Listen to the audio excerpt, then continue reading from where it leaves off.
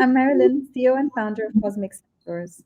For those of you joining us for the first time, Cosmic Centaurs is an organizational and leadership development consultancy, and we work with holistic leaders to help them build organizations that thrive and deliver. We've been running the Cosmic Conference for 6 years now, and one of our principles is sharing what we learn with the world. And every year we choose a theme that we think resonates with the leaders we work with, from navigating remote work, managing hybrid teams, designing effective employee experience, to strategy execution and building organizations that deliver. Over the past year, I've heard countless leaders share the same frustration, feeling trapped in firefighting mode. They tackle urgent problems with energy, with determination, but they watch the same issues resurface again and again. And what these stories revealed to me is not a failure of leadership or strategy, but a failure of the systems that we rely on. And that's why this year's theme is "The System is the Strategy," helping effective leaders go from firefighting to future building. What does it really mean to think in systems? Why does it matter for leaders today? And how do we move from abstract concepts to practical methods we can use in our organizations? Those are the questions we're hoping to answer together and to help you learn the mindset, the methodology, and the muscle of systems thinking. And this year, for our online offering, we have a wide-ranging program organized in 3 types of session. Tack 1, Systems Thinking 101, which is all about the foundations, the core principles, the tools, the methods. And all of these sessions, like today's session, start with understanding so that we can teach you how to speak the language of system. Track 2 is about learning from leaders who build systems to scale, to innovate, to build psych safety, to measure impact, or even to reclaim their balance. These are tangible lessons you can take back to your own context. And track 3 is more of the human and spiritual track, bringing heart back into the conversation. Today's session is part of Systems Thinking 101. We'll be zooming in on the methodology of systems thinking, getting an introduction to the fundamentals, getting a lesson on how systems thinking can be applied and has been applied in practice, and learning more about the tools and the mental models that we can adapt to strengthen our system thinking capabilities. And we could not ask for a better guide than Darren Yeh, who's the managing director at Omplexity, a systems change agency that partners with global institutions to align resources for systemic impact. And Darren has been in the systems world for a long time. In 2006, he served as Taiwan's representative at the United Nations Global Young Leaders Summit. And in 2010, he was selected as an International Outstanding Youth Ambassador, visiting the United Nations and the White House. After interacting with delegations from around the world, he recognized the complexity of social and global challenges, which led him to join Dr. Zhou Shuwei in advancing systems change. Darren is an organizational strategy consultant, workshop facilitators, and systems mapping coach. He's developed in-person and online tools to help learners and professionals, supporting organizations and applying systems thinking to align resources from systemic impacts for almost a decade. And his past clients include companies like the BMW Foundation, the TSRC Corporation, and others. And Darren is going to kick us off with a 20-minute presentation that'll be followed by a fireside chat with me, but where I'll also incorporate questions from the audience. We really love this format. Darren's going to give us some of his wisdom, but we'll also be able to have a real dialogue off of the back of that. So please do add your own questions in the comments. I'm going to be writing down my own as Darren presents to us. But with that, Darren, welcome to the Cosmic Conference, and thank you so much for being here with us. Thank you, Marilyn. It's my pleasure to share about system change and system thinking with you guys. Okay, so let me share my screen. Yeah, I'll hand it over to you. Thank you so much.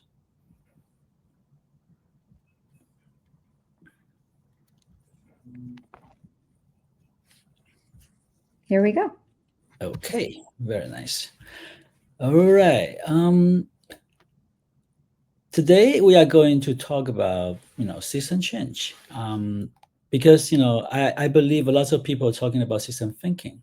However, system change is like a broader, bigger idea that we need to realize. And our company is trying to use participatory system mapping process to trying to form the collective actions and trying to align the resources for system impact for those purpose-driven families and institutions. So if you can see, we have used our methodology to help organizations like UNTP, Google, big family like Walton family and Rothschild, and we've been working on in this for quite a long time, almost a decade. Um, Before we talk about system change, I would like to invite you to think about what is system thinking. We are all seeing only part of the system because no one can shift the system alone. It's a little bit like everybody seeing different parts of the elements.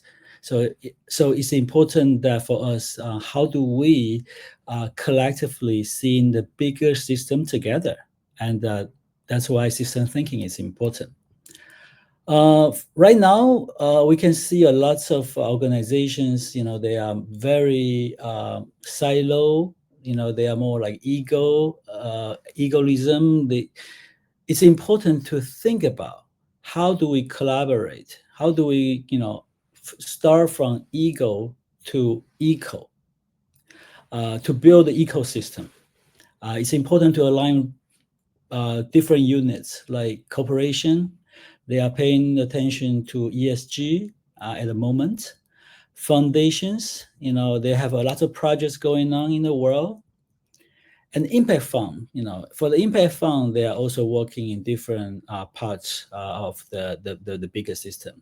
However, it looks a little bit silo, not that many synergy at the moment. So what if we can have a system thinking to have everybody coming together to see in the system to find out what are the synergy between us so that we can move from ego center to ecosystem. So this is something that I want to talk about. And in order to do so, how can we do that? First one, it's important to go in wide. So going wide is like, think about the full system. Full system is a complex system, and it requires us to see all the interconnections with different subsystems, because what we eat is kind of like daily things important for us. So for the full system, we can see there's different subsystems like biological system, economic system, and also social system. And how does this interconnected? So this help us to see going wide to see who are the stakeholders in this ecosystem and how can we collaborate in order to build a better food system. For our company Omplexity, we are currently working on a project in Hawaii for about a food system. And next is about going deep. It's important to going deep to seeing the underlying systemic structure and what are the mental models. Here, I would like to talk about for the system change, we have 6 conditions, and it can divide it into structure change, relational change, and transformative change. So we're trying to go deeper from structure to transformative. So you can see for structure change, we have policy making, practice, resource flow. And for the relationship, it's more like about power dynamic. What about my relationship with other people or other organizations? And the last part is about it's more implicit. It's not, normally people, they don't go into this deep because but it's very important. As for the mental model idea, I will explain more in later slides. However, it's important in order to shift the system, the mental model is really important. When people talk about system thinking, system change, I often being asked about the question that is system thinking or system change only for big company or a large ecosystem? The answer is not necessary, because for system change, we have 3 kinds of system scenario. Number 1 is called a system optimization. So it's like, okay, I have a small system. I would like to optimize it. So we can use a system thinking approach in order to be better in that. The second one is about partial system redesign. In this part, for example, if we take farming as example, precision agriculture is more like a system optimization, and the vertical farming is more like partial system redesign. How can I redesign the system so that we can have a better system? The last part is about system change. The example can be like a regenerative circular food system. How can we create that? And in this chart, you can probably see that in the very first 5-10 years, we don't really see that much impact if we do in the third one, system change. So most of people, they lose all the patience. They don't continue working on that. However, if you hold the complexity and you are willing to work for the systems change, in 20 years time or even longer, we can see the impact have dramatically different compared with systemic optimization and the partial system redesign. So this is important for us to think about the systems change. When we talk about system change, here I would like to share about some core capabilities of learning organization. How can we achieve that? And these capabilities are also coming from our teacher, Peter. I have been working with Peter for quite a while. We've been working with different projects, and he said the three things are very important. Number one is about aspiration. How can we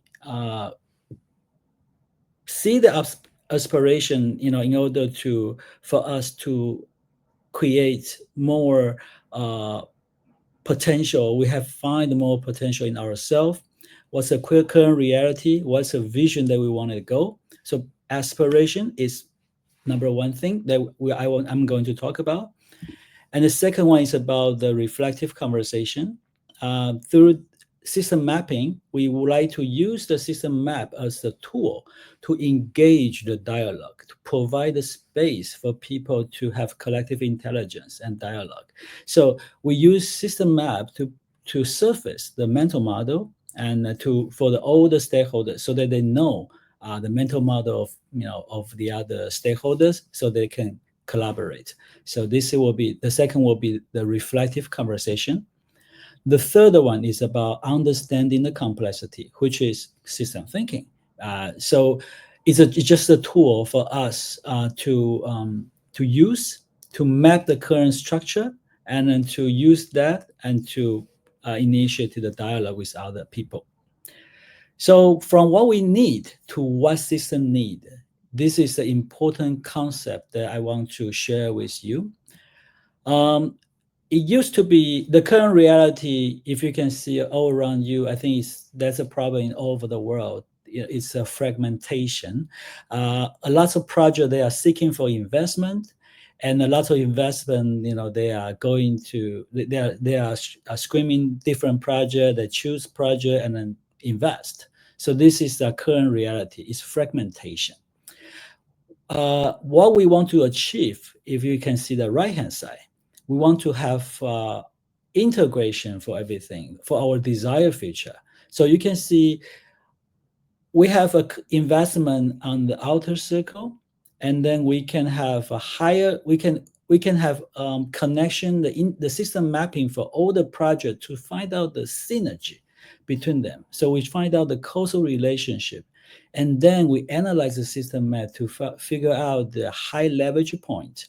So this will be the more like the synergy that I'm talking about, the system change initiative and fund to facilitate the high impact, high leverage project. So this is the desired future that we want to see. So how we do it? Now I would like to talk about we have four stage to facilitate systems change, from where we are and to what we want. So how do we do that? Number one, we're trying to set up the foundation. We're trying to understand what are the problem we are facing, what are the system boundary, and engage with different stakeholders. This is the foundation. And second one, we want to see the reality.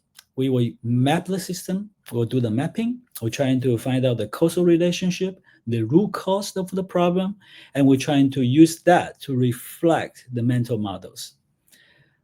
Number three, the third stage will be the envision the future. We want to envision the future. What are the future we truly desire? And the future is kind of like collective desire future, because we will have kind of in stakeholder workshop in order to align what are the desired future we want to see. So we want to make explicit the commitment.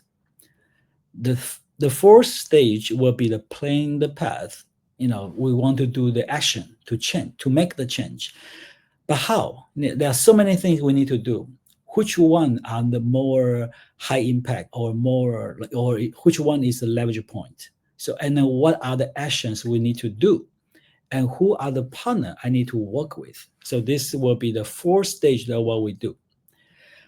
And if you can see this overview, from this fourth stage, I'm going to quickly go through the different steps that we work on, and to show you understand how we normally do the systems change. And I'm not going to go deep on the different map or deliverable that we presented, but I'm going through all the steps for you right now. First one is about the system scoping. We want to understand, what the system boundary, and what are the what do we want to solve? What are the problems right now? So it's a problem definition. And then we will have a stakeholder analysis. We will interview the stakeholders, trying to see the power dynamic. And number three, we will mapping the system. We will do the system mapping to understand the structure. And number four, we will do the causal loop and the mental model analysis, and trying to find out the causal relationship. Visioning and strategy formation. And in number five is step five is to trying to develop a shared vision of strategy for systems change. And during that time, we were trying to identify all the leverage points. And then step six is about action planning. We want to define who are the stakeholders, what are the actions that we need to do in order to shift the system. And the step seven is about stakeholder collaboration. What are the resources I'm currently have, and how can I create the synergy with my strategic partners? How can we collaborate? How can we everybody seeing the same together and moving in the same direction? Last but not least, it's about system thinking basic. I'm going to talk about a little bit about system thinking basic, and also the systems case that today I prepare an interesting case to share with you. Basic number one is about dynamic complexity. Normally, we didn't realize it's important because we didn't realize how important it is for the time delay effect. For example, there's a problem comes and we solve the problem, but a few days later or a few years later, the problem comes back and to bite us, because we didn't consider about the side effect of these actions. That's why there's a famous quote saying that today's problem comes from yesterday's solution. So it's important to have a long-term thinking and considering about the time delay effect. Second one is about the feedback loop thinking. People get used to linear thinking. However, feedback loop thinking can be very, very powerful. We want to close in the loop. We want to analyze the reinforcing loop and also the balancing loop. In order, how can we start from planning and to share responsibility? It's important to show people the causal relationship in the feedback loop thinking. The third one is about iceberg model.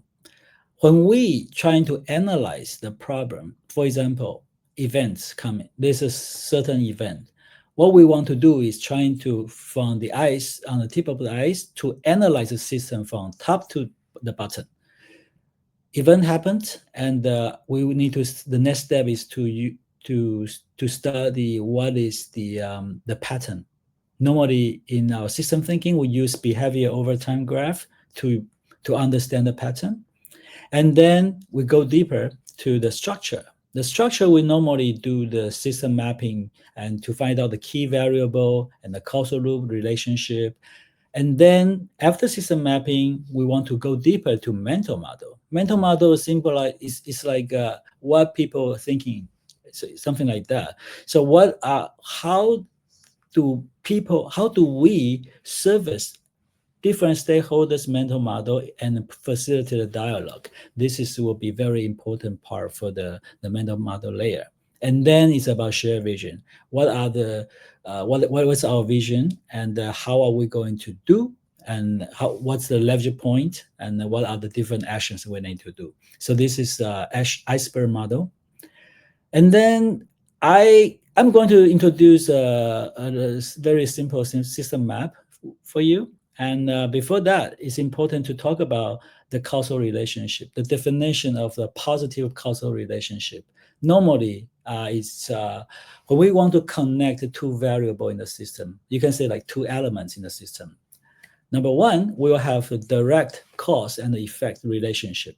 Number two, they change in the same direction. For example, variable one higher, then variable two will go higher. So it's the same direction. Normally we'll use a solid line to connect these two variables. Second will be about negative causal relationship. It's the same. They need to have a direct cause and effect relationship. And if they change in the opposite direction, then we use dashed line to connect that. For example, variable one goes up, variable two goes down. Then we use the dashed line to connect these two variables. All right. Last part I would like to introduce about the system change case. It's a case that we help Walton Family Foundation to restoring fish population, livelihood, and the community in the Gulf of California.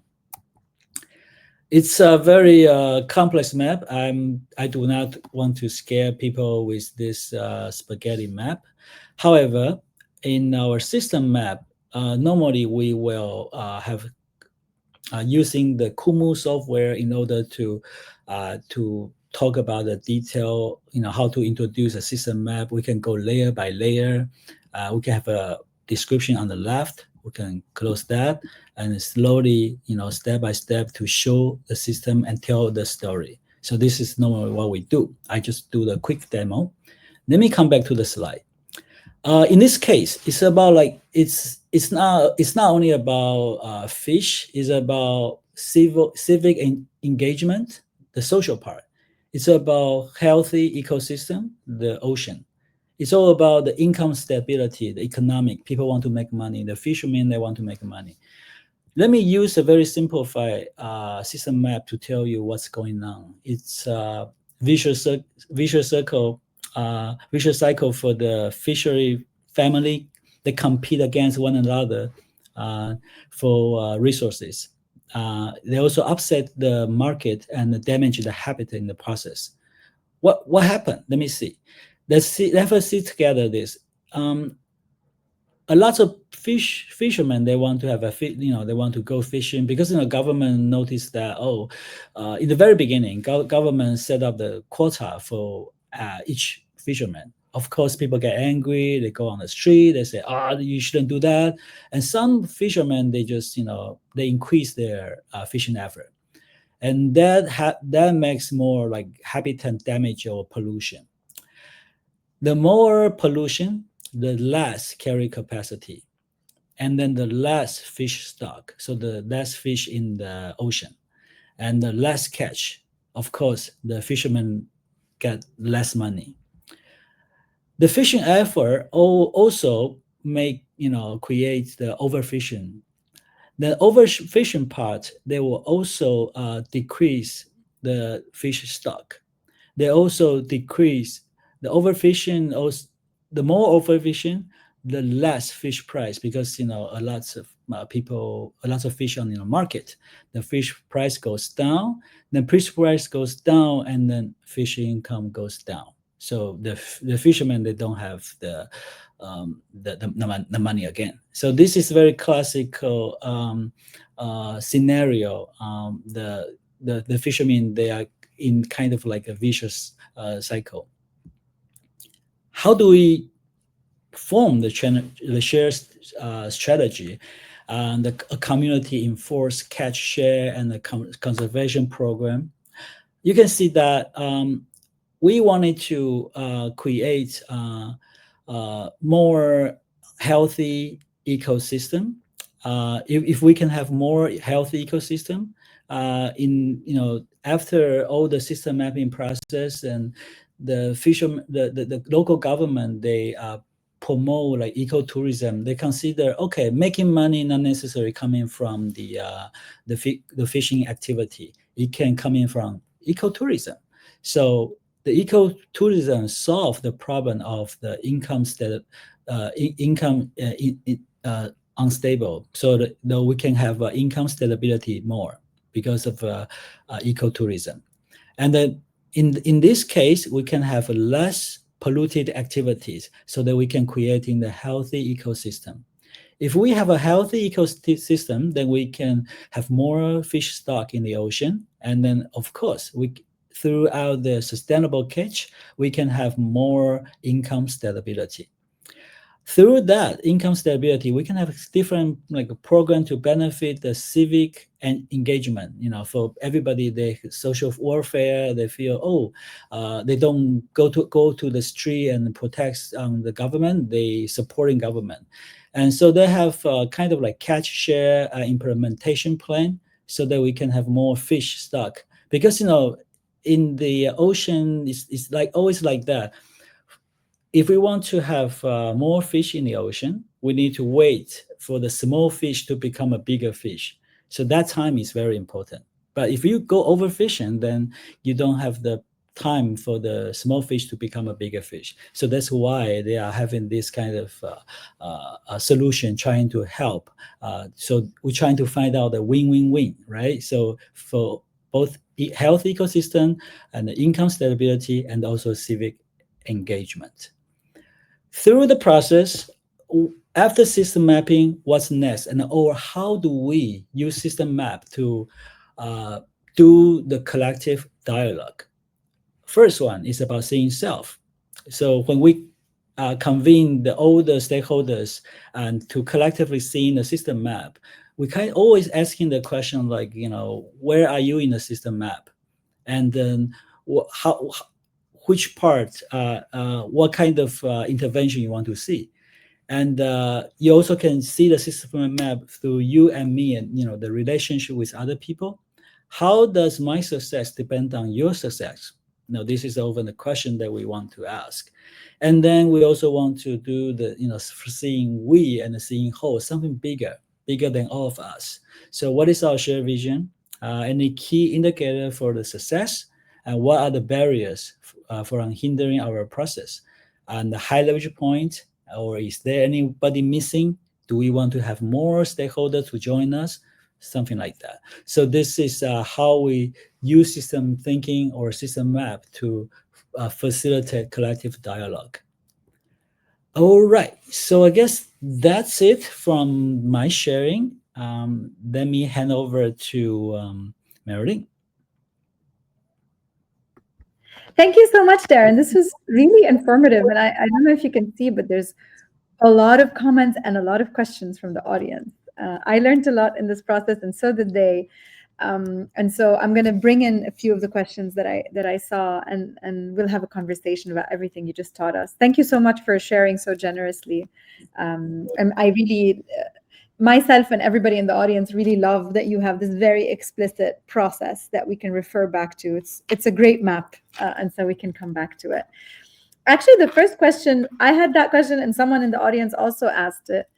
I really love that you have, that system for the 6 levers, and talking about the structural side, the relational side, and then the transformational, the mental models. And I always joke that the reasons why consultants always start, when we do internal work in companies, consultants will always start with the strategy and the structure. And I always joke it's because those are the easy ones to put on a deck. You can put that on a presentation, but the hard work actually comes from the relational and the mental models piece. Can you just spend a bit more time explaining how you interact with these levels and also how you talk to the leaders that you work with about them? Okay, so normally it's like that. S- we use visualization because normally people, the leaders, they want to have a blueprint, they want to have a tool to help them to see the current reality. It's important. They think they knew the reality, but in fact it's not. So through our system process, we trying to interview the relevant stakeholders to understand, to gather their insights and to figure out the causal relationship. And then we bring this out for those leaders so that they can see, oh, this is the kind. Sometimes they have aha moment because they never thought about this way. So this is number one. We provide something tangible for the visualization, so that it's help them to see the current reality clearly. And then second part will be how do they make strategy, because when we making this visualization, we can discuss the strategy with our colleague, to see how can we shift the system. So they use this as a tool to communicate with their the employee, so that everybody's seeing the same picture. Once people see in the same picture, people can move to the same direction and to create that change. So this is how we do in order to facilitate them to see the clarity of the system. Beautiful. Thank you for that. I love this idea of having a shared picture. The elephant metaphor is always a strong one. And so when we can see all of the dimensions, we can understand how they all contribute to it. Another question that relates a little bit to the beginning of your introduction, this graph where you showed us um, what the impact of systems change can be versus not approaching it that way. And the kind of, yes, it takes longer to show up, but then the impact is really exponentially higher. Yeah. Marianne and the audience also reflected on this long-term approach. Maybe a question that I had off the back of that is, how can leaders balance this expectation? And again, I mean leaders at any level, whether they're in private, corporate, the government. I mean, even today now, the government is not immune to the short-term obsession of the world. The planning cycles are shorter and shorter. So how do you advise leaders and how do you work with them to balance those short-term result expectations versus the long-term investment and support that real systems change requires? Yeah, it's a very good question. No one, most of the leader, they don't have the patience, to see the systems change. But it's quite interesting that there are more and more people realize the importance of system thinking, especially after COVID, because COVID have people that realize, oh wow, I am part of the system, the bigger system. I'm affected. I need to do something in order to create a change. The same example, like what I said about the food system, what we eat every day. How can we work with nature, our Mother Earth, to have better food for everybody and living healthy? I mean, this is everybody's dream. So back to your question on the short term and long term, I would say patience is very extremely important. And second will be, for example, there's a famous archetype called like shifting the burden. Uh, we have a problem we want to fix, and there are different kind of solution. We have fundamental solution. We have a quick solution. Short term quick fix is also important because we sometimes we need to do that in order to buy time for us to do the long term projects. Right? We want to see the bigger impact. So short term actions, yes, that this is something we should do. Meanwhile, we also need to, prepare ourselves for longer term solution in order to make the system better. So this will be my answer to these questions. Yeah, I really think what you're alluding to is also the power of storytelling. So yes, first we have to relieve the system a little bit. We can't just say, "Oh, wait, you're going to see it's going to work eventually." So you do Yeah. have to provide some short-term fixes. And then I think being able to like sell the vision, hold the fort, incorporate storytelling, align people to the purpose, and so on, maintains the energy to be able to carry that forward. Another question from our audience. Again, I'm going to stay on the methodology because you are our first speaker that speaks to us about the methodology. So there are a lot of questions about it, which is beautiful. So one question we had when you then showed us all of the stages, the four big stages of systems thinking approach. We had a question from the audience here. Out of the stages of the systems change map, which one is the most challenging and how do you overcome it? Oh, good question. Good question. Well, I mean, for the different stage, I will say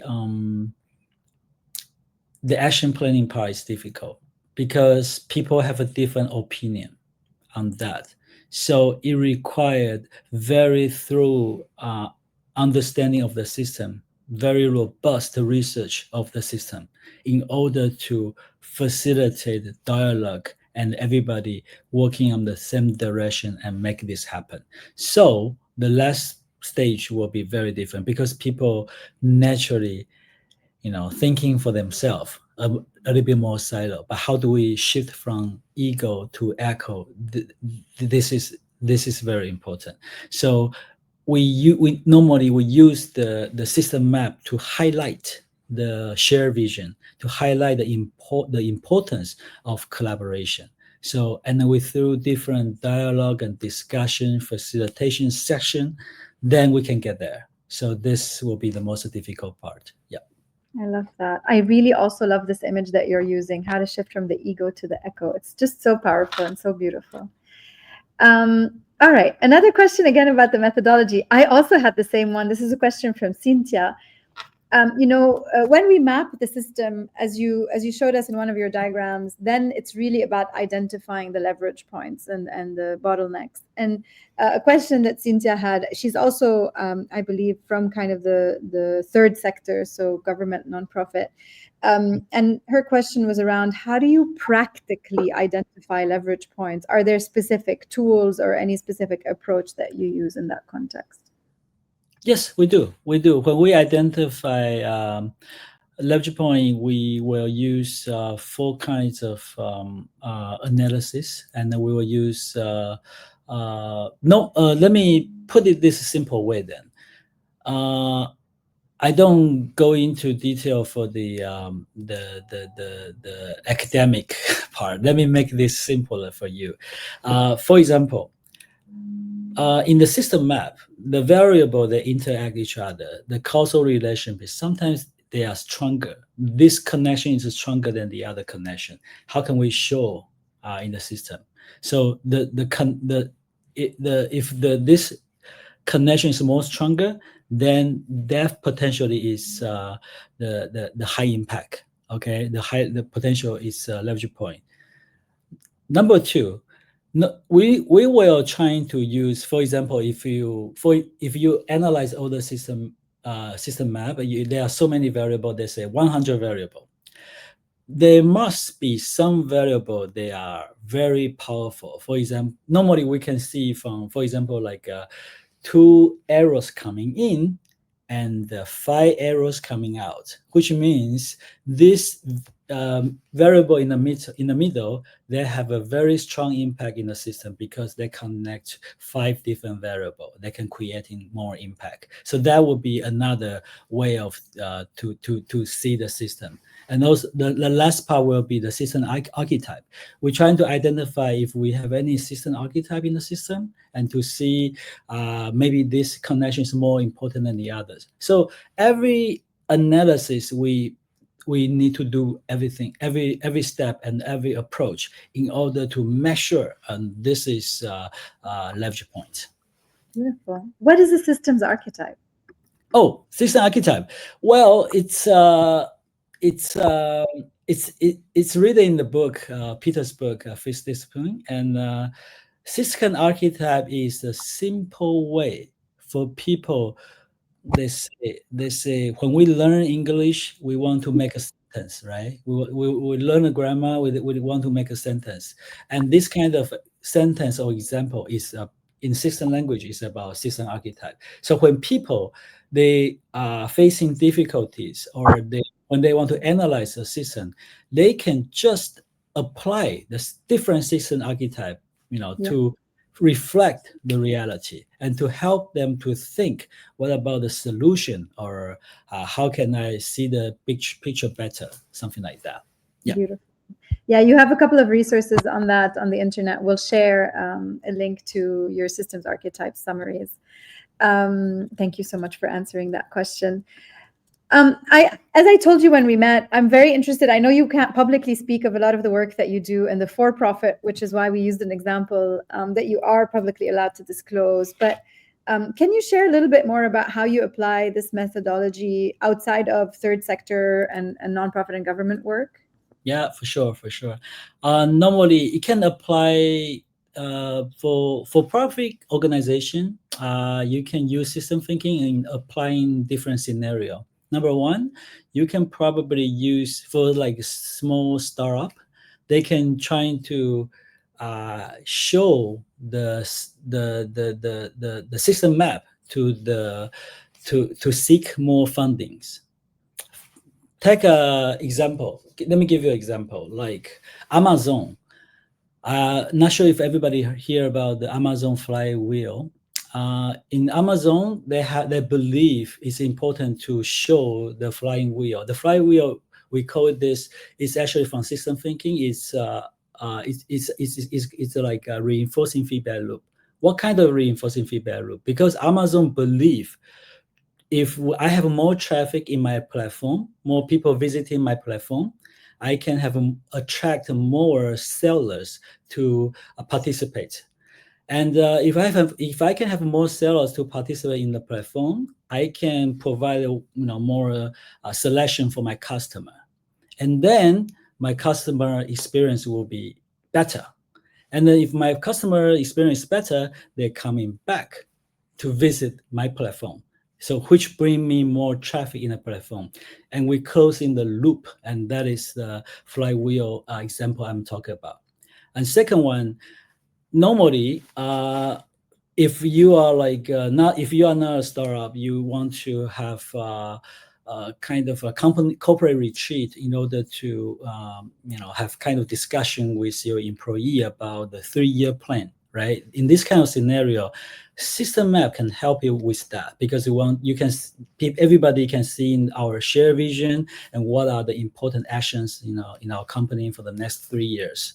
The last part I would like to mention is about ecosystem building, because you will realize that we are living in the world of complexity. We need system thinking to help us to make friends with other people. So who in my business, who are the stakeholders in this big ecosystem? How can I work with the other strategic partners for the synergy and for collaboration in order to make the pie bigger? So if they have the pie bigger, then of course your revenue, your profit goes up. So this will be the third scenario I can think of. Thank you so much for that. And I love all of these examples. We called this conference "The System is the Strategy."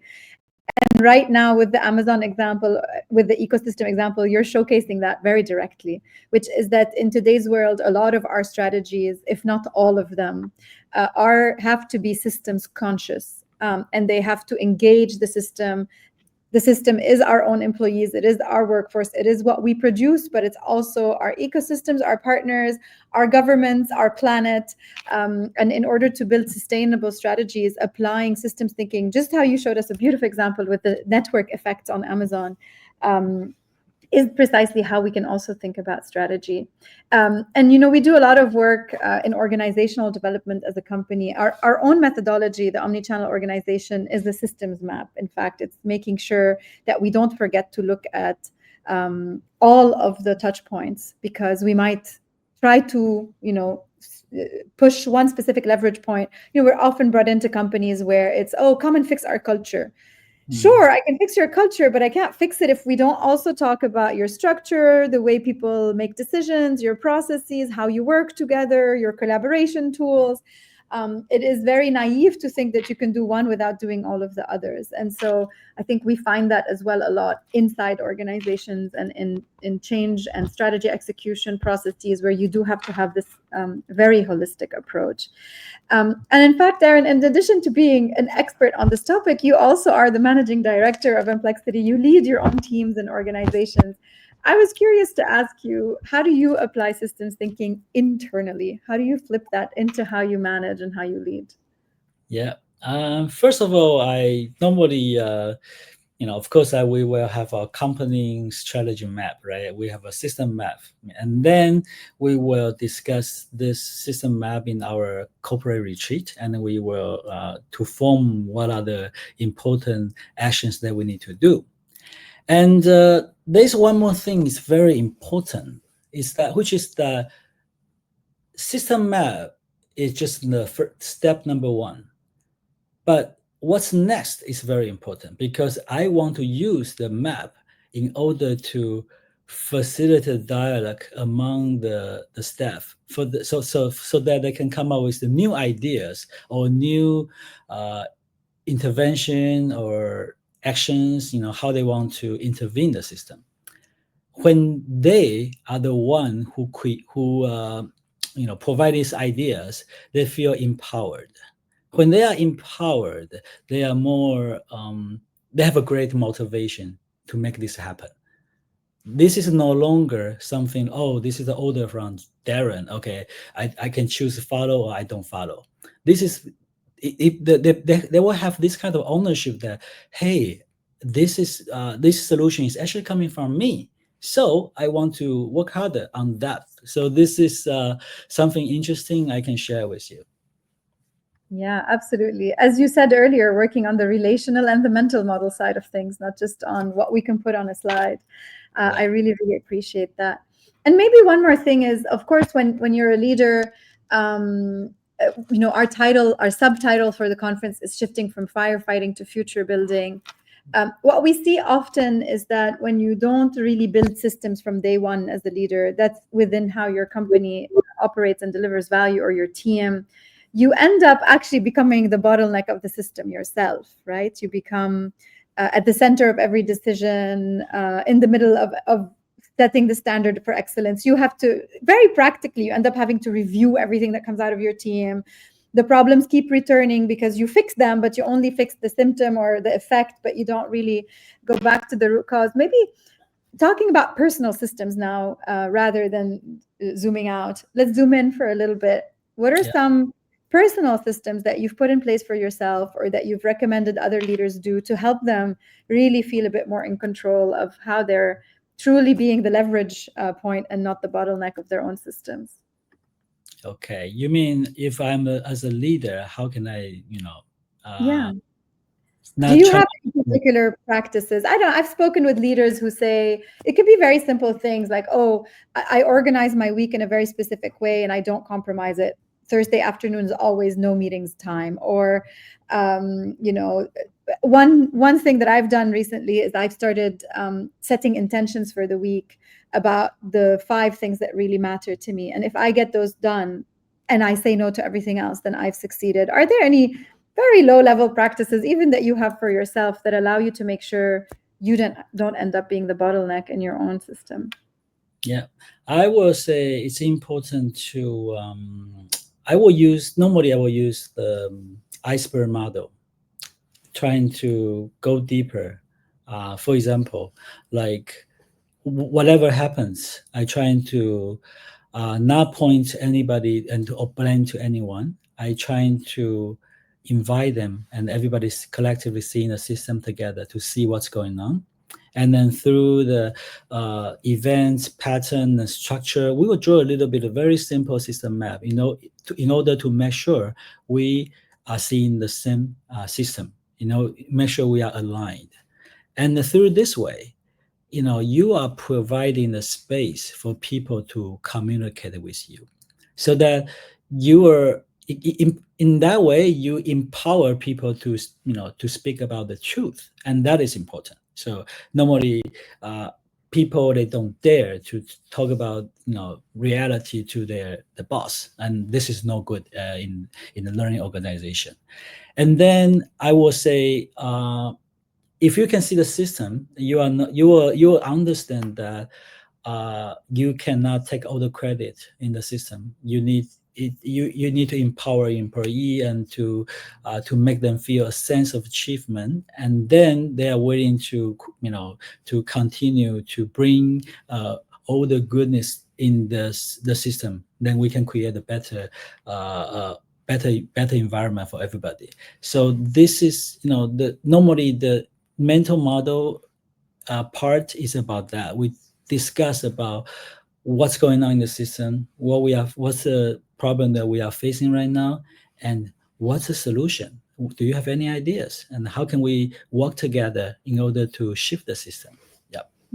I love this very participative approach. And the fact that you all have a common language for understanding systems is very empowering, actually, because immediately you don't need the leader anymore to say, is it someone's fault or not? We all know it's not an individual's problem. We all know it's a systems problem, and we can go straight to solving for that. And so I think building that capability across the organization is so powerful. We do this through retrospectives where we all come together and we say, here are things that we could have done better, and we unpack it. But I think being able to explicitly say, look at the patterns, look at the beliefs, is really very empowering. And I love that example. Thank you for sharing it with us. Oh, by the way, there's one more thing I would like to add. If it's from personally, how I benefit from system thinking, I would say it's important to concentrate in one direction, and then to make sure you go deeper, and that way it actually bring you more inner peace, because you are no longer chaotic. You are understand, you know the direction, and you know the North Star. You just aiming for that, and it actually bring you inner peace. And the more inner peace, then you will have more like Energy. self-understanding, energy, positive energy, more self-understanding of the system and the clarity. And then you can have a sense of achievement, because it helps. You can have a sense of achievement, and then it will come back to help you to concentrate on the one direction that you are aiming for. So just want to encourage everyone, if heading on the right direction, and stick with it, and then so that you can create the beautiful positive reinforcing feedback loop. Yeah, absolutely. One of the fundamental elements of a system is its purpose. So if you stay clear on that, it allows you to stay focused. Cynthia also shared, I really love, thank you, Cynthia, for sharing that with us. She said a few years back, she had a personal problem she'd been struggling with, and she used causal loop diagramming to understand it better. Not something you can do every day, but an eye-opening exercise. Actually, Cynthia, like, we as a team member, like, this resonates with me a lot. A lot of us are mothers in our company. We're actually going to be hosting a webinar on the systems that we've built to be able to balance parenthood and very ambitious work. But actually, we do a lot of redesigning our systems depending on the age of our kids, because they changed and now they need a new system. Or if we have another child, now suddenly the scale is very different. We literally call it that. We call it our personal systems, and we talk about them openly as well, in terms of how we can balance when we will be available, when we won't. How do we manage food and making sure they're dressed and getting them to school on time, but also being extremely ambitious in what we're delivering at Cosmic Center. So I really do think that systems thinking can apply to all levels. Darren, with that, we're coming sadly close to the end of our time today. I've learned a lot from you. I do have 4 rapid fire questions to wrap this up and continue extracting just that tiny last bit of knowledge and wisdom. Are you ready for those? Yeah, no problem. Beautiful. So I'm going to ask you to finish my sentences. And the first one is, an effective system is ... It's demonstrating the synergy of yin and yang. It's like a Tai Chi, reinforcing loop and the balancing loop. Oh, that's beautiful. Thank you.